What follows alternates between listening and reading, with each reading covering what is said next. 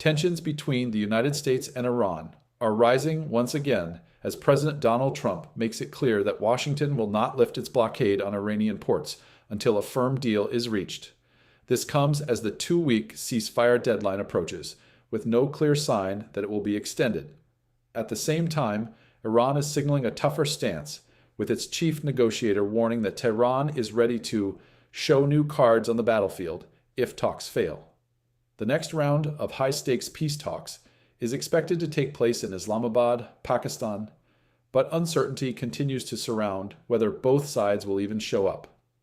U.S. Vice President J.D. Vance is expected to lead the American delegation, alongside senior officials, including Special Envoy Steve Witkoff and Jared Kushner.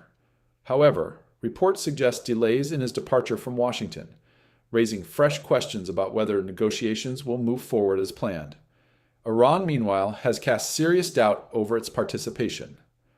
Officials in Tehran have stated clearly that they will not negotiate under the shadow of threats, referring directly to the U.S. blockade on Iranian ports.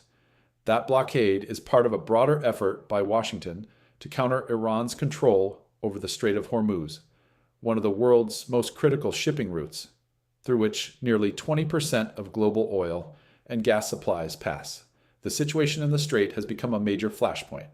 Iran's actions have effectively slowed down global shipping, pushing oil prices higher and increasing pressure on the global economy. In response, the United States has attempted to tighten its own grip by restricting Iranian maritime activity, but questions remain over how effective that strategy has been so far. Adding to the tension, President Trump recently took to social media, claiming that Operation Midnight Hammer had completely destroyed Iran's nuclear facilities. However, he also acknowledged that verifying or rebuilding those sites would be a long and difficult process. The statement has further complicated the diplomatic atmosphere, with analysts warning that such rhetoric could harden positions on both sides. Experts say expectations for these talks remain low. Negotiations over Iran's nuclear program in the past have taken years of detailed discussions, involving technical experts and multiple rounds of diplomacy. In contrast, the current situation is marked by deep mistrust, aggressive posturing, and what many describe as maximalist demands from both Washington and Tehran.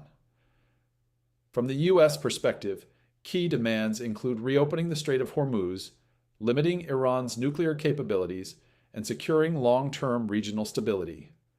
Iran, on the other hand, has made it clear that certain issues, including its enriched uranium stockpile, are non-negotiable.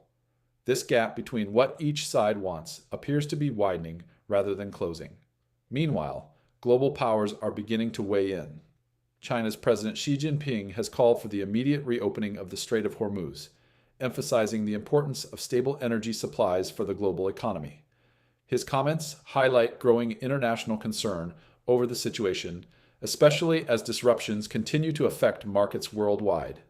In a further sign of rising tensions, a Chinese cargo ship heading toward Iran was recently intercepted and boarded by U.S. forces.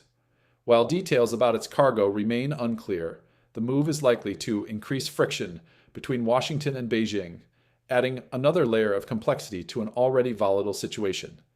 As the ceasefire deadline approaches, the stakes could not be higher, with both sides holding firm to their positions and uncertainty surrounding the upcoming talks. The question now is whether diplomacy can still succeed, or if the region is heading toward another dangerous escalation. For now, the world is watching closely, as every move from Washington and Tehran could shape the next phase of this crisis.